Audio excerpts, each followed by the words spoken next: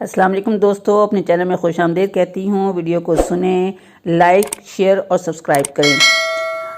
حضرت عبداللہ بن عمر رضی اللہ عنہ فرماتے ہیں کہ ایک مرتبہ ہم حضور اکرم صلی اللہ علیہ وسلم کے ساتھ نماز پڑھ رہے تھے۔ اسی دوران ایک شخص نے یہ کلمات کہے: اللہ اکبر کبیرہ والحمدللہ کثیرہ وسبحان اللہ بکرۃ واصیلا۔ حضور اکرم صلی اللہ علیہ وسلم نے سنا تو دریافت فرمایا، یہ کلمات کس نے کہے ہیں؟ ایک شخص نے کہا، میں نے کہے ہیں اے اللہ کے رسول۔